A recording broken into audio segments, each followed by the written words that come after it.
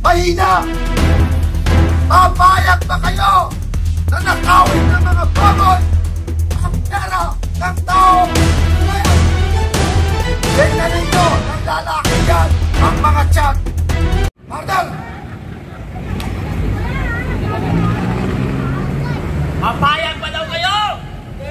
O ba't parang nagtayuan na tayo? Hindi pa tapos ang ating pakikibaka at pakikipaglaban sa mga politikong magnanakaw. Pero bago yan, batiin ko lang si Kapitana. Congratulations, very well said. At hindi po alata na senior citizen ka na. Sana may maibang kababaihan pa dyan na ma-inspire na magsalita at ilabas ang kanilang saloobin at galit sa gobyerno, sa kongresong ito na wala nang ginawa kundi pahirapan ang mamamayang Pilipino. Ang akala mo kung makapagpamalaki sila ng pera nila. Halos lahat tayo dito ay magkakaibang lugar, magkakaibang representative na congressman. Pero yung aking congressman sa District 3 ay kung makapagyabang din na kung makapagsabing 3.5 billion daw ang binigay sa kanya ni Speaker. Akala mo kung makapagyabang ay hindi galing sa pera ng taong bayan. Pinagpipiestahan nila, pinaghati-hatian nila ang pera natin nang wala tayong kaalam-alam. Pag nalaman na lang natin, pag mayroon nang nangyayari, pinahintulot ng ating may kapal para malaman natin at mailabas natin ang ating galing sa kanila. Yun tulad ng pagbaha. Kung hindi pa bumaha, hindi natin nalalaman na mayroon na palang ganong korupsyon sa ating bansa. Alam nyo ba ang korupsyon sa ating bansa kung hindi bumaha? Di ba hindi? Dahil pinahintulutan ng ating Panginoon na malaman natin ang katotohanan. Dumarami na po ang ating mga kasamahang mga kapulisan. Ulitin ko po, para po sa ating mga kapulisan, kami po ay maayos at walang gulo na pagtitipon-tipon sapagkat nasa ating batas din po na we have a right to assemble in petition the government. Nasa 1987 Constitution po yan. Karapatan po natin magtipon-tipon at magpahayag ng ating saloobin sa gobyerno.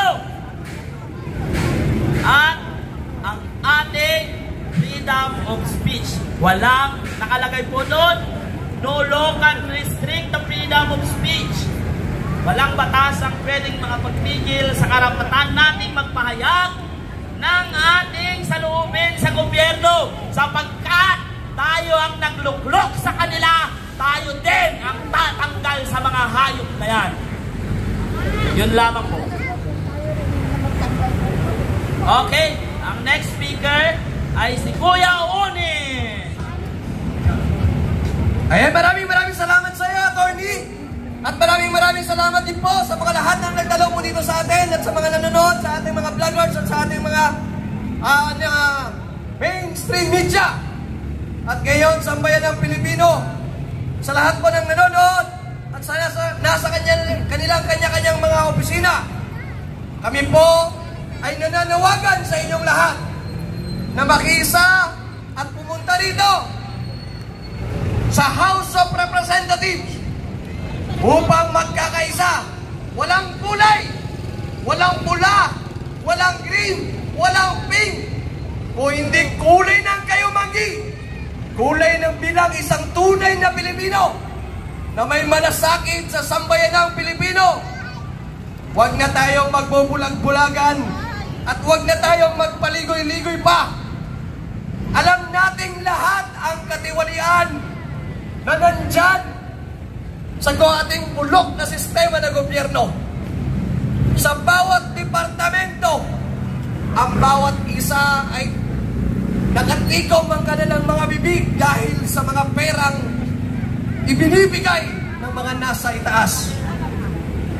Ito na ang tamang panahon para ang bawat mamayan ng Pilipino ay magkaisa. Lahat tayo ay gusto natin ng pagbabago. Kung kayo, mga nanonood, ay gusto nyo ng pagbabago, dapat nandito kayo dahil ang pagbabago nag-umpisa sa sarili ninyo. Tama po ba?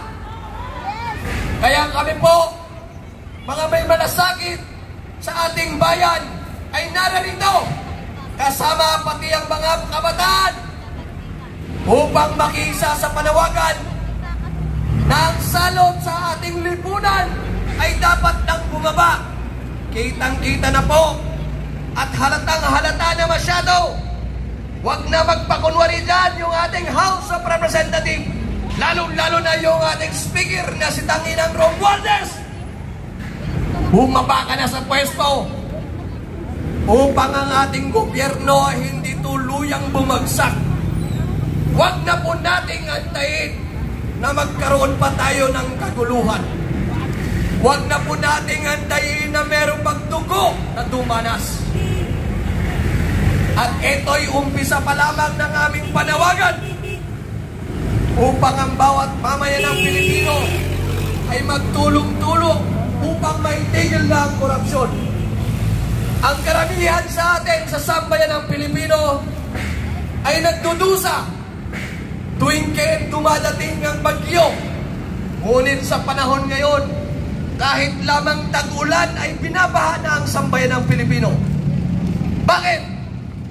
Kasi po dahil sa mga kurakot na mga taga-DPWH, mga kurakot na nasa gobyerno, mga kurakot na kontraktor, at mga kurakot ng bawat mga Pilipino nakikiisa doon sa korupsyon.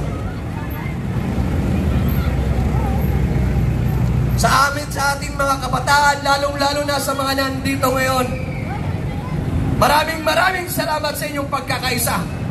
At sa lahat ng mga nanonood, tinatawagan natin na pumarito kayo dahil hindi tayo titigil hanggat ang puking inang Romualdez na yan ay bababa sa kanyang pwesto.